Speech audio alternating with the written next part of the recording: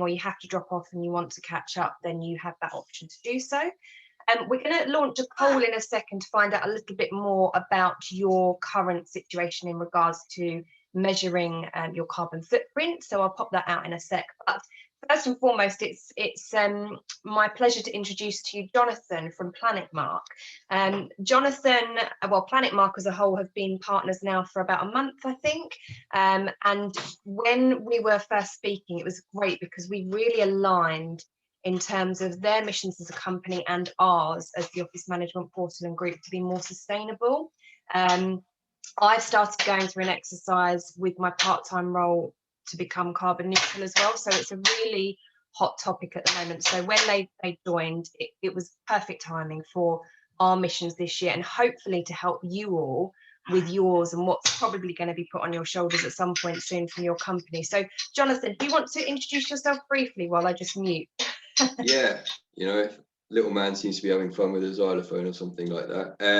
Yeah, so thank you very much, Hannah, and thank you very much for the opportunity to just to speak with everyone about sustainability and the climate crisis, and what can be done from an office perspective, which is a lot, and it's really exciting. So yeah, I'm Jonathan. I work for the Planet Mark. I'm a sustainability consultant kind of by trade. Been doing it for the last 10 years or so, and I used to work in the office supplies industry for quite a long time actually, and one of my favorite things was to go and meet with our customers, a lot of which were office managers, to talk about what they can be doing to help engage staff in the importance of these things, set up waste and recycling kind of services within the bins, take away people's desk bins, which was always led to a little bit of resistance from people who are resistant to change, who didn't want to walk to a recycling bin station, so explaining them the why that this is important in segregating waste at source, as an example, was fun, and so yeah, I really enjoy supporting office managers in particular with helping create a more sustainable office environment, and so thank you for the opportunity. And now yeah, that bin one, sorry. I was just going to say, would now be a good time to kind of whiz through some slides. Do the poll. Yeah, we'll do the poll first. Whilst you get your screen share up, maybe we can do the poll. But yeah, the bins, I mean, I've been through that a few times in different companies, and that is definitely a bone of contention. And that one exercise as an office manager that you fear. So having the support of a company like you behind it would be definitely great. Yeah, you want to avoid an uprising if possible. Yes. I always used to say, when things like that were happening to me as an office manager, there's a dartboard somewhere in this office that I can't see with my face on it.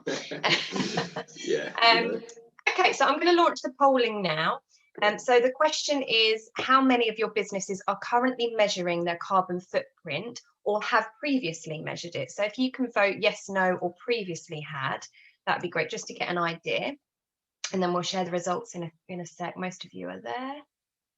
And as I say in the chat, if there's any questions or you want to chat, please do feel free to use either the Q&A or the chat window. It'd be great to hear from you all and find out what's going to be useful for you. Okay, just one more person left to vote. We'll see. Let's give it another second. There we go, perfect, you've done. So I'm just going to share the results now so we can see. Awesome. So actually, there's a fairly good percentage of you that are measuring it, which is great to see. So around 42%. Can you see the results, Jonathan? I can, yeah. It's actually a really interesting split, Yeah. I'm a man of many phrases. One of them, which is, you can't manage what you don't measure. So the fact that some of the team here are measuring and quantifying their carbon and carbon impacts, and hopefully having a little breakdown of where those significant impacts are, to know what to do around it and where the focus areas should be, is really cool, and a really awesome place to start. And I'll talk a little bit about that in the presentation today. Perfect. Over to you then. All right. I'm going to mute and camera off to let you go with Pip. Sounds great, Hannah. Thank you. Okay, so a year of doing this, you would hope I would have got the hang of it by now. So let's Okay, awesome. And yeah, so I'm going to be looking slightly to my left because I've got another screen with the deck on it. But today I'm going to be talking specifically about understanding the role of the office in addressing the climate crisis as one of the many sustainability related issues that we've got to take on as a society. Got a little bit of an agenda. Going to start really broad and work our way in and understand why are we talking about this, why are we talking about climate and carbon, why is it important? Then we'll talk about the business case for doing these things, so addressing the rationale around addressing your measuring and reducing your carbon footprint and the climate crisis in particular. It's no longer just a nice thing to do, from a moral perspective. There's actually a really, really strong business case for why every organization should and needs to be doing this thing. Then we'll talk about measurement, and we'll talk about engaging staff, and then we'll talk about communicating externally a little bit, which follows kind of the Planet Marks 3-step program, but I'm not going to be plugging the Planet Mark too much, So the big picture. So I did geography as an undergraduate degree, so any graph that involves kind of carbon and time and things like that, I get excited about, probably a little bit too much. But this is one of the only graphs that I'm going to be showing you that talks about this stuff, but it's a great way to show it. So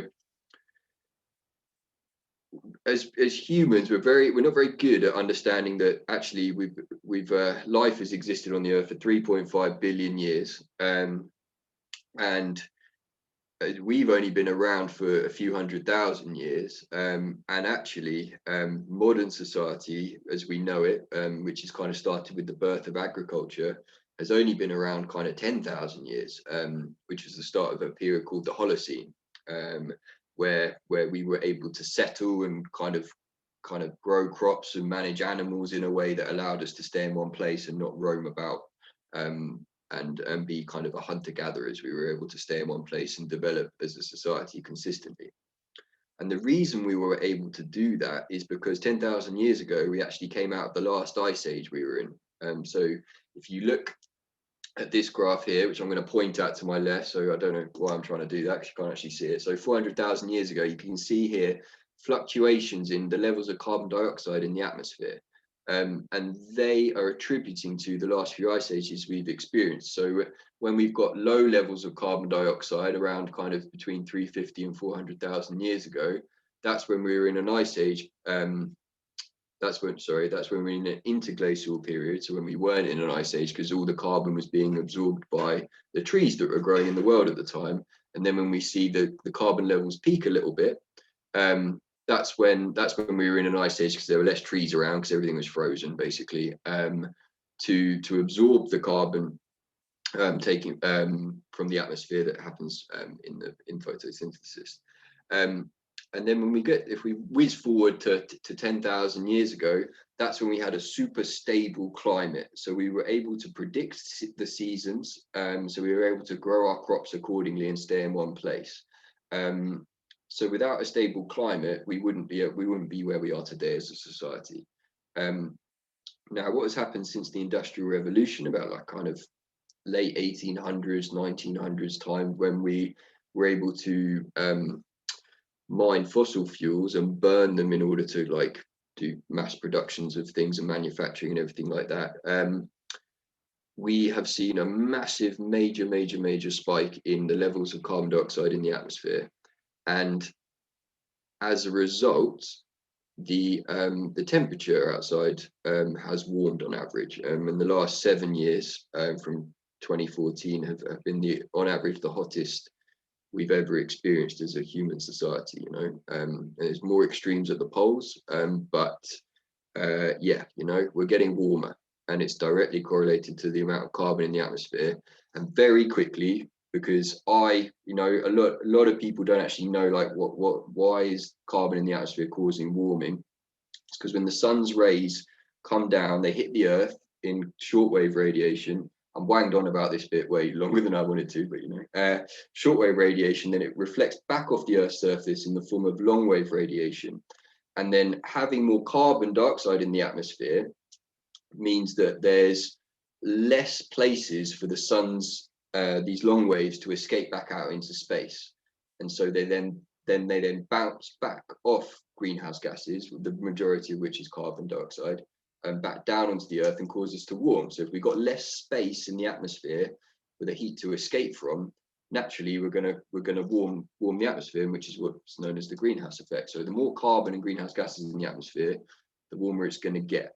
And the Earth is very clever, and it's constantly trying to get us into a state of equilibrium where life can thrive.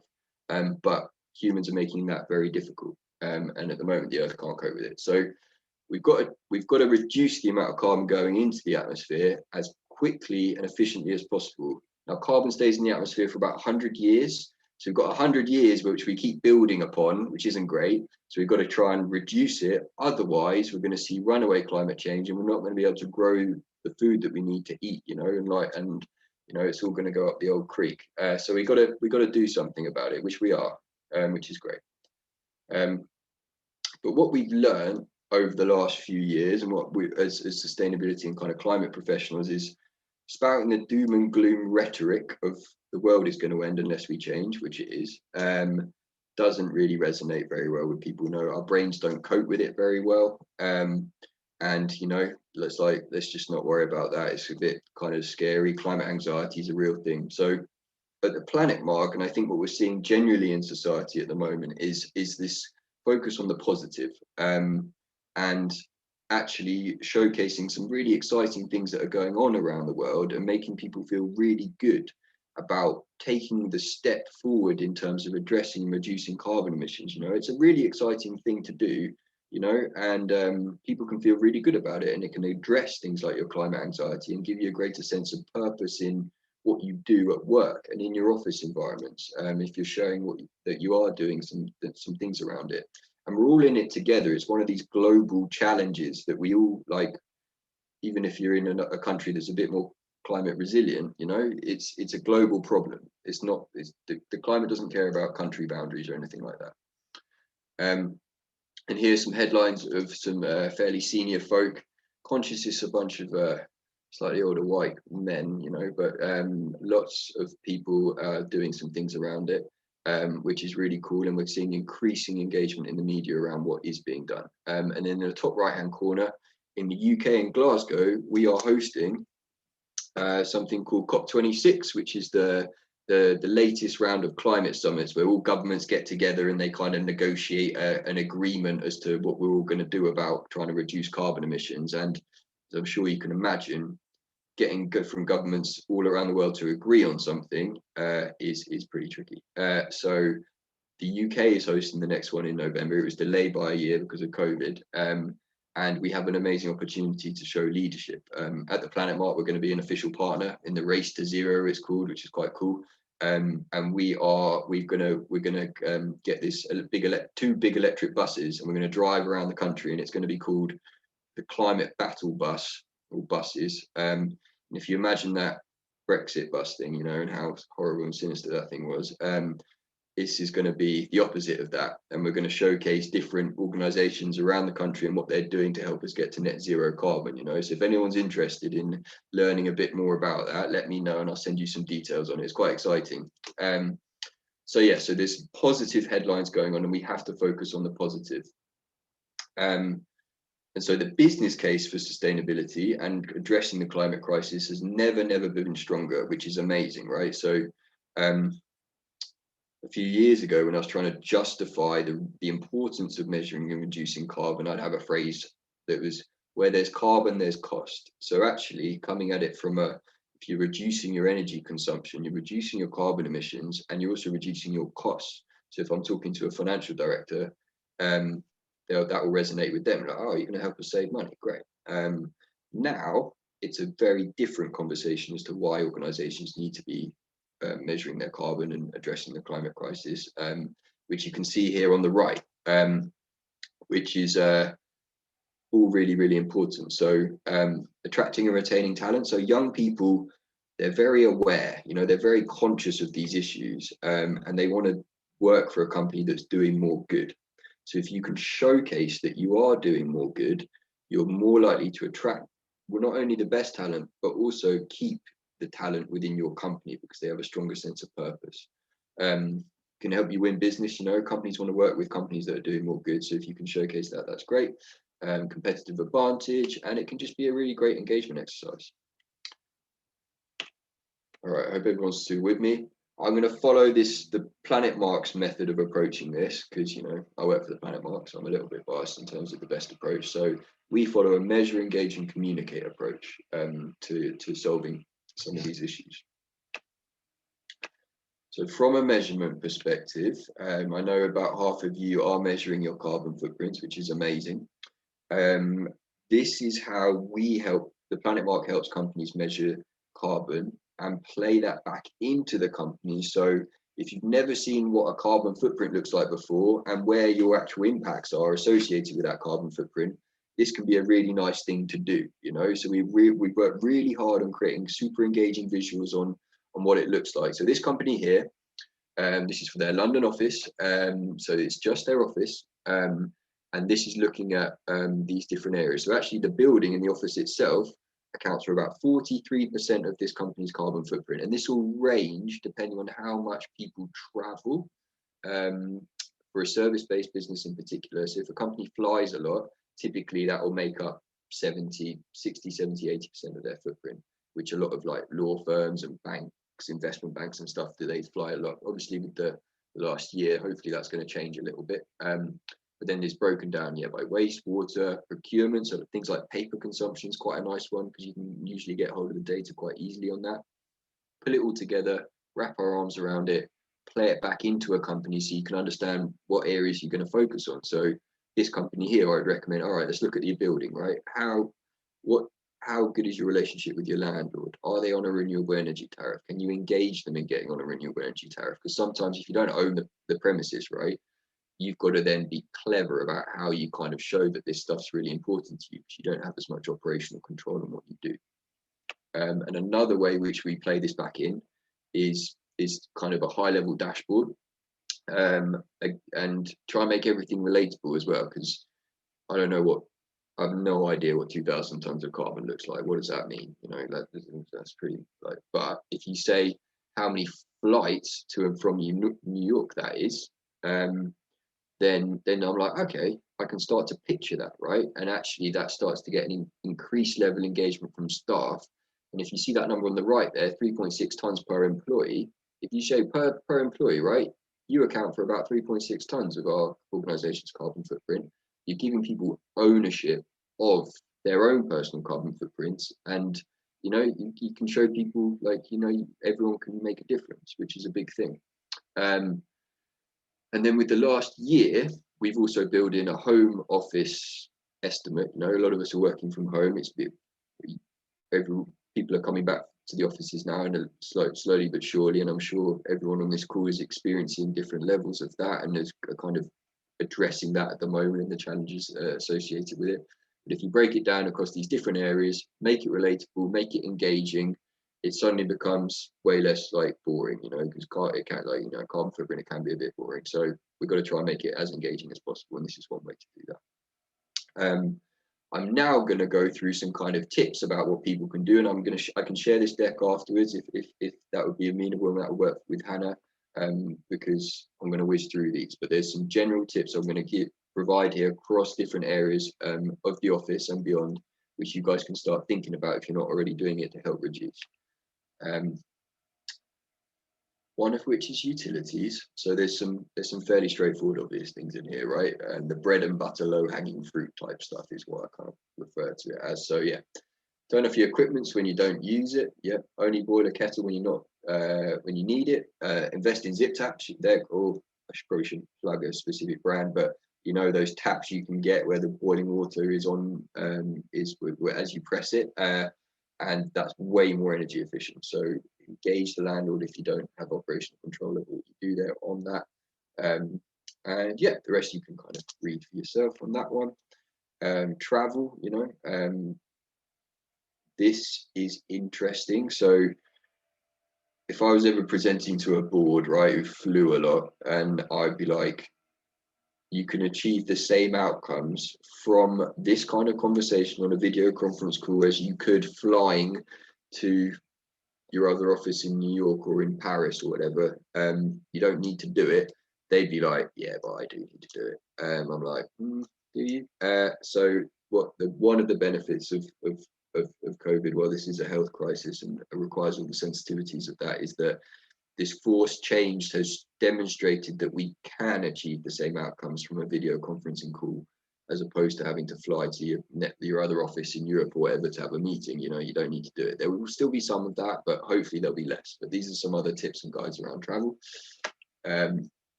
Waste, you know, and especially single-use plastics. It's a really passionate topic, born from a powerful documentary of Blue Planet 2 in 2017. And we've seen the momentum and the amazing things that have taken place as a result of that documentary.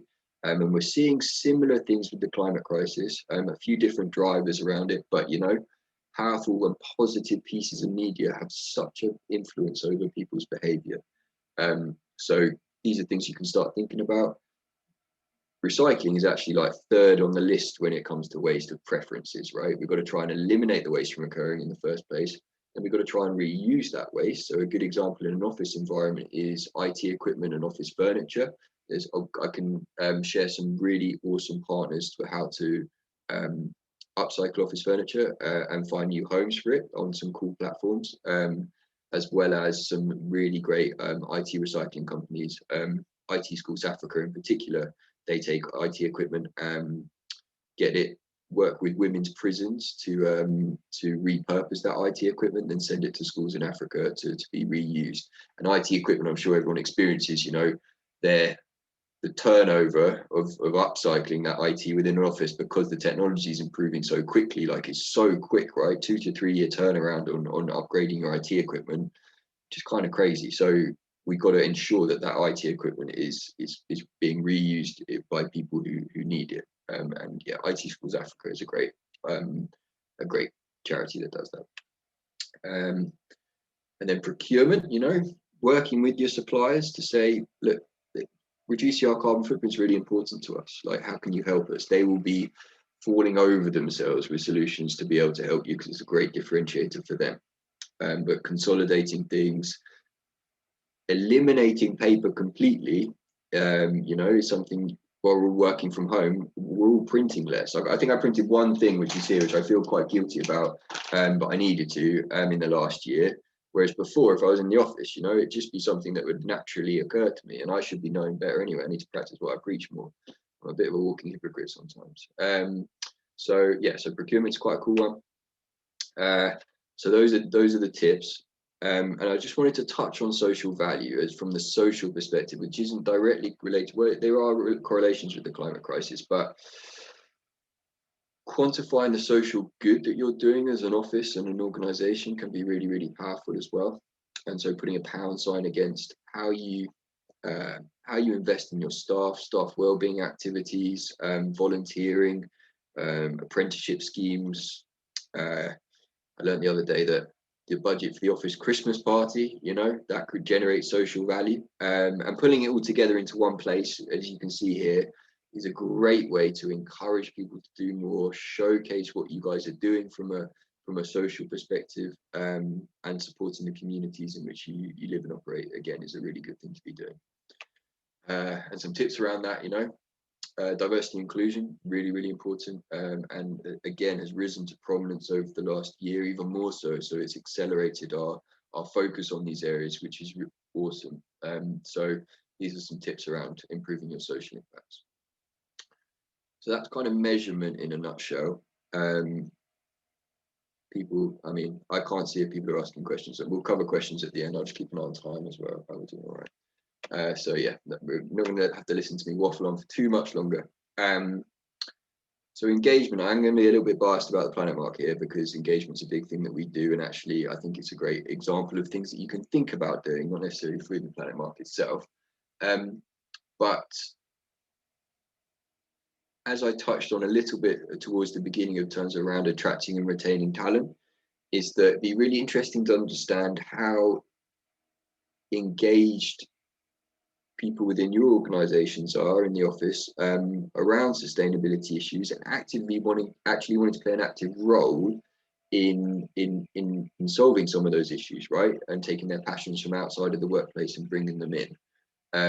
So the Planet Mark has an amazing engagement program where we do things like energizer workshops, and we can produce like a 1-year plan in collaboration with that company, because we're not consultants, right? Like, we know a lot about a lot, but we're not within an organization. There's an awful lot of knowledge and passion that all we do is help unlock that knowledge and passion and put a bit of a framework around what you can be doing, and then you have complete freedom within the framework to own your own journey, so to speak. So these are just some ways. You've got toolkits. We've got we're launching our community platform. If we can get anywhere near the amazing things that Hannah's done with your Office Manager Group platform, you know, we'll be super happy. It's not on Slack, it's on this thing called Mighty Networks. But yeah, you know, yeah, Hannah's very inspiring when it comes to the community that she has been able to build with yourselves. And then showcasing some amazing charitable partnerships as well. I'm sure everyone has identified charitable kind of organisations that you donate to, etc. As part of the Planet Mark, you kind of automatically become partners with these 2 charities, one of which is Eden. You know, I don't know if anyone's had the opportunity to go and check it out down in Cornwall. Most people say, yeah, I went a long time ago, you know, it's still all growing. It's changed now. There's the largest indoor rainforest in the world, one of those biomes, which is pretty cool. Reason we partner with them, they're our founding charitable partners. They're very passionate about connecting people with nature and actually getting us to value nature more. So we sponsor their education programs come up into inner city schools and outer city schools in and around the UK, to engage students in the importance of nature, and getting them to value it more, and actually getting them out and from behind screens and everything like that. If anyone wants to learn a little bit more, you know, if you've got children who would be interested in like an Eden type workshop at their school, again, let Hannah and myself know, and I'll send you some details on that, you know, and you can rock and roll with that. You also get a bunch of tickets to go down to see Eden, which, again, I actively encourage. And the other thing we do is we protect an acre of rainforest in every organisation's name for every year that they've adopted the Planet Mark for, through this charity called Cool Earth, who work with Indigenous communities who live in the most at-risk rainforest around the world, which is actually due to be deforested within the next 6 months. And keeping our deforestation accounts for about, I think it's 10, actually, I'm not going to throw a number out there that I'm not confident on, but it accounts for a significant portion of carbon emissions, right? And so we work with a tribe specifically called the Ashaninka tribe in Peru, and they grow cocoa in the rainforest in which they live. And Cool Earth take this cocoa, turn it into the most amazing dark chocolate, which they sell on the open market in the UK and beyond, actually. And then all the proceeds go back to this tribe, so they can afford to say no to loggers who are constantly approaching them to cut their trees down. And if we were all together today, I'd have a big box of this chocolate because I'd bring it out to everyone. And I'd have some cheesy phrases like, you can taste sustainability and all that. And if everyone wants some of this chocolate, just let me know. And it's a great way to engage staff in a slightly different way with our taste buds, and talk and tell this amazing story and get everyone excited about that. So it's just another cool way to engage staff. And then, yeah, and so these are just a few of the organizations in our community. Some are fairly sizable, some are really small. We work with all companies across sectors, all different shapes and sizes. And actually it's a great learning opportunity for us, you know, because everyone's got different challenges. So communication, and yeah, I think we're still doing all right for time, which is good. So actually, one of the most important things around this is to maximize the benefit of measuring and reducing your carbon footprint is communicating that in a meaningful way that doesn't encompass a 100-page sustainability report. You know, I'm not really sure who reads those things, but give you these sound bites in order to be able to communicate really, really meaningfully that you got what you are doing from a sustainability perspective, and actually being recognized by an independent certification like the Planet Mark, again, is really powerful and will resonate with your external stakeholders. And from an office perspective, you know, that we have some amazing assets, and kind of to engage people in a different way. We're constantly communicating on social media, etc. And so yeah, it's really fun. And then the last thing around this is that I'm not sure who's familiar with the UN Sustainable Development Goals, but they are a set of 17 goals overall, which cover all aspects of issues that we need to address if we're going to develop sustainably as a society. And sometimes organizations can struggle a little bit on how to align their activities against the Sustainable Development Goals. And Planet Mark, we just aim to make that super easy, and we align you up to 9. And yeah, you can just recommunicate that both as staff kind of engagement activities, but also communicate that wider. And then just 3 numbers here that are actually quite important, is that like we exist to help companies cut carbon, right, and have a bit of fun as we go. But we know the program works, which is the main thing. So in 2019, pre-COVID, we're just doing the 2020 numbers now, is that companies with the Planet Mark, they cut their carbon that year on average, and we have hundreds of companies in our community by 12%, which is really, really powerful, and actually far surpasses things like science-based targets, etc. And that was 16% per employee. So, I touched on that employee ownership piece. We'll measure per employee how much carbon they cut as well, which is actually greater because some of those companies are growing in size. And got this 99% success rates because we set companies targets every year to reduce, which again is really important, typically between 5 and 10%. And there's a minimum requirement of 2.5%. You have to be reducing your carbon by 2.5% every year if you're going to retain the Planet Mark. If you don't do that, we're going to take it away from you, because it's a great incentive, and also we want the Planet Mark to be a symbol of truth. And again, I'm plugging the Planet Mark a little bit here, which I don't mean to do, but my main thing is set targets to reduce your carbon footprint every year. This is the decade of action. We've got 10 years, 9 years now, less than 9 years, to transition significantly to a net zero carbon economy. Otherwise, that we are no longer in control of our destiny, of our climate destiny. Then we're in the hands of the climate gods, and we don't want to be in that position.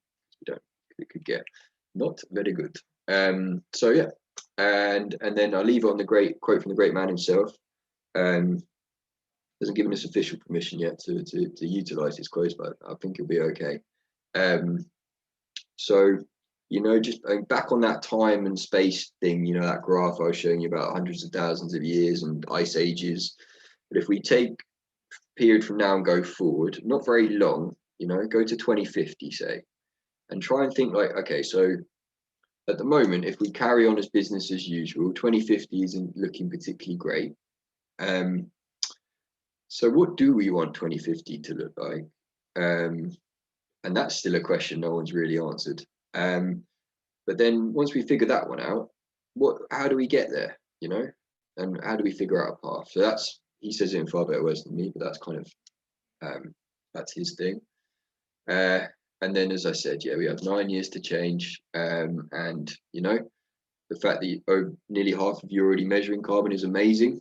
And then if the other half wanted to consider it, we could help, but go with anyone. To the fact that the important thing is to do it. And we all have a part to play in here. I hate that thing where people say, oh, we're too small or whatever. No one's too small. We all have a role here and a responsibility. So that's me, and I'll stop sharing my screen now. I don't know if Hannah's still there managing the little I am. Just about. I don't know what he's doing. It sounds like he's destroying his bedroom, but he's fine.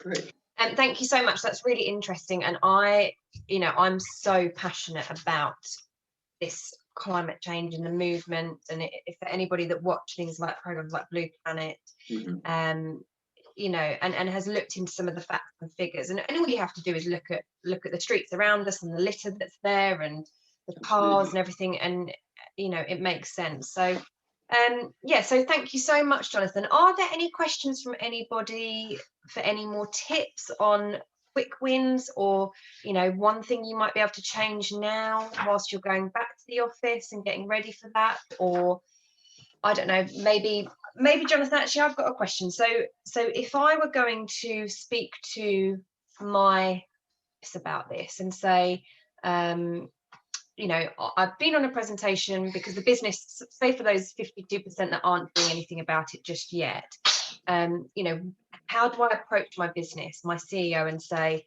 we need to start doing this? Have you got any advice? And we've got some other questions coming as well whilst you answer that one. Yeah, so engaging top management in the importance of this is critical, you know, and increasingly so they're getting it, you know, and I think we're seeing an increased level of just awareness around these issues that we didn't have 5 years ago, you know, and knowing that it's important. It's showcasing the business case, you know, like why is this going to be good for our business to do? And depending on the nature of the business, there'll be a couple of different focus angles, you know. It's going to be actually the teams, they're asking about it, you know. People are coming in for interviews and saying, what are you doing on your sustainability? Are you measuring your carbon footprint? And at the moment, like, if you're not doing much, you're like, well, we don't really have an answer for them, and it's becoming tricky. And clients too, I suppose, as well. And then there's the client angle, which is the even bigger one. If you're in a business where you play the tender game, or you're trying to win clients, etc., actually, if you're about there on service and cost, you know, sustainability and showing your green credentials is an amazing differentiator. And as I said before, organizations want to work with organizations that are doing more good, and that's not going to change. No. Okay, so we've got a couple of questions. Sorry, I don't know if you can see them in case he starts making more noise. What's your thoughts on B Corp certification from one of our members? Yeah, I love B Corp. You know, they're very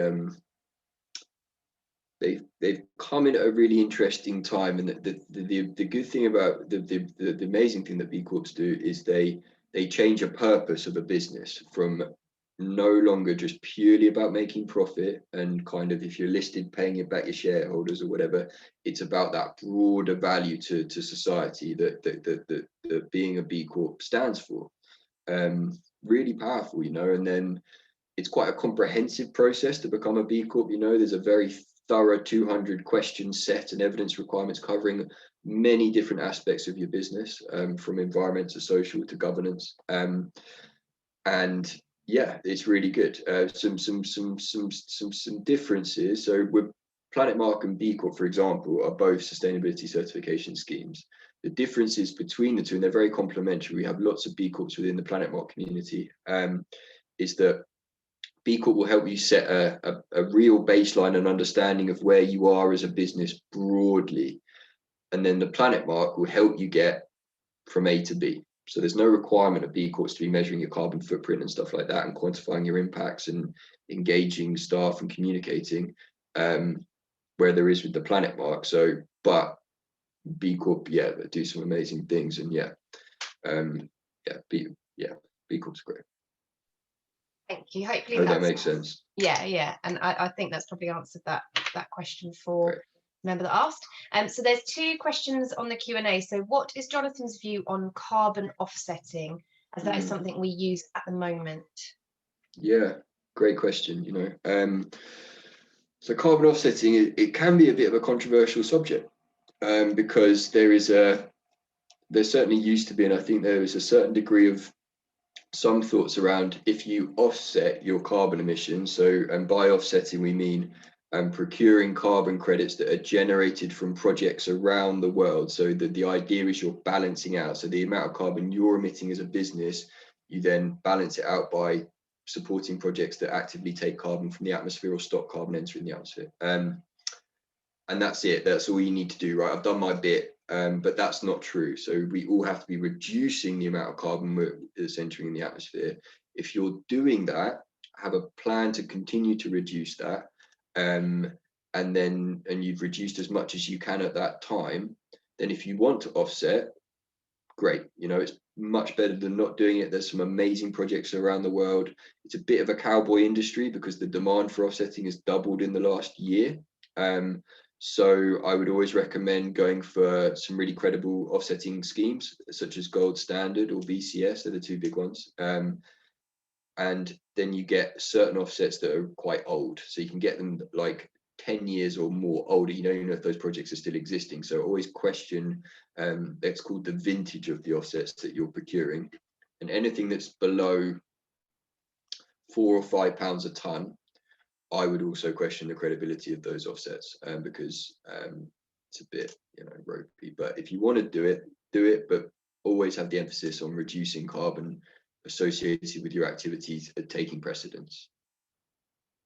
So it's not an and or, it's not a do offsetting or reduce carbon. It's reduce carbon, and then if you want to offset. And would you consider that if you offset that it's a carbon neutral company still, or would you not consider them carbon neutral if they're offset? Interesting question. Yeah. So in order to be certified as a carbon neutral company, the most widely used framework is a framework called PAS 2060, which is a whole set of rules in order to be certified as carbon neutral, which we help some companies do. And the 4 big requirements of that in order to be certified as carbon neutral is: 1, you've got to be measuring your carbon footprint and quantifying it. 2, you've got to have targets in place and showing active reductions. 3, you've got to have a carbon management plan to show that how you're planning to continue to reduce those reductions. And then 4, you've got to offset through really credible projects such as Gold Standard. If you're following all those rules, then you can be certified as carbon neutral. But again, there's all these different phrases, carbon neutral, climate positive, carbon negative and stuff. So it's again, because it's so new, there aren't many internationally agreed definitions on these things, but carbon neutral is pretty set in stone now. Thank you. And then we've got another question on here from Jamie. So, as a UK company, we have to comply with ESOS, which is the Energy Savings Opportunity Scheme the government launched in 27. No, it was older than that, wasn't it? Yeah, 2015. And need to put a plan together which demonstrates how we will improve our energy efficiency and usage, but we are struggling to find out more ways we can improve. Any ideas? Yeah, I found the same, because ESOS is I'll let you explain it actually, just because I think he's going to make noise. So you can explain what ESOS is for anyone that doesn't know. Sure thing. So ESOS is a neat piece of legislation that was introduced first in 2015 under an EU directive that the government, in all its wisdom, watered down a little bit, but we won't go into those details. So it requires it every 4 years, and the latest one was 2019. So we don't have to worry about it again until 2023. And you actually need to use an ESOS approved lead auditor to do this. So you've got to measure your energy for over a whole year, at least 90% of it, have recommendations to improve that energy and improve your opportunities that then get signed off by a board level director, and you submit that to the Environment Agency by, the last one was the 5th of December 2019, I believe. And then you don't have to enact on those recommendations if you don't want to. That's up to you. That's a voluntary thing. And then the next phase, which I'm assuming will take place, will be in 2023. So you don't have to be enacting on those improvements, and you've got Jamie, the deadline is done, so you should hopefully you've submitted it by now, and then the Environment Agency will audit up to 10% of those, so they will come knocking. I did it for TripAdvisor in the first phase, and yeah, they came knocking, which was always a nerve-wracking experience, but it was fine. And then a really relevant piece of legislation that's also come in, if you have to do ESOS, you'll have to do this. It's called SECR, which is called the Streamlined Energy and Carbon Reporting Requirement, which is an annual piece of legislation. And every company that had to do ESOS has to do this now. With your next time you submit your financial accounts to Companies House, you must submit your carbon footprint for a minimum, what we call your scope 1 and scope 2, which is your direct impacts and business travel. And you have to have a narrative around what energy efficiency measures you've implemented that year. You can say I haven't done anything, that's fine, but you have to submit your carbon footprint figures with your financial accounts the next time you submit, because it came live March last year, so after that period.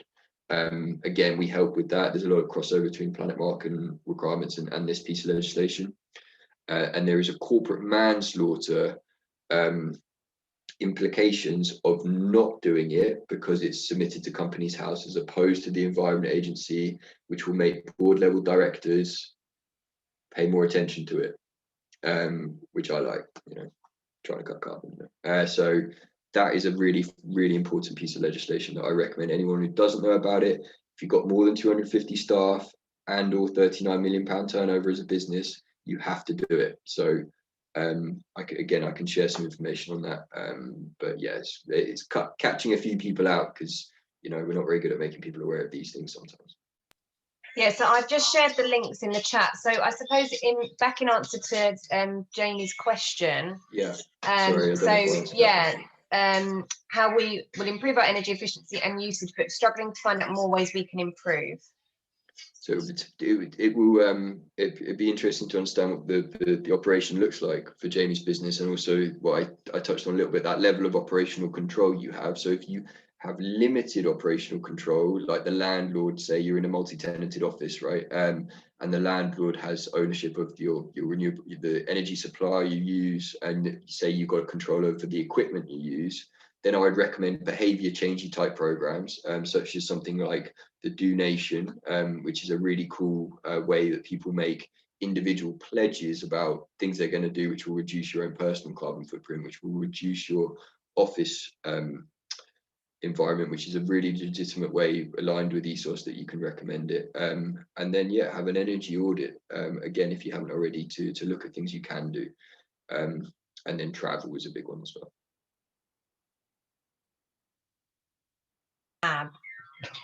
Sorry, I've just played some music for him so he calms down. Oh, Amy's asking a question now. Does Planet Mark help to measure your carbon footprint, or do you have recommended companies that do?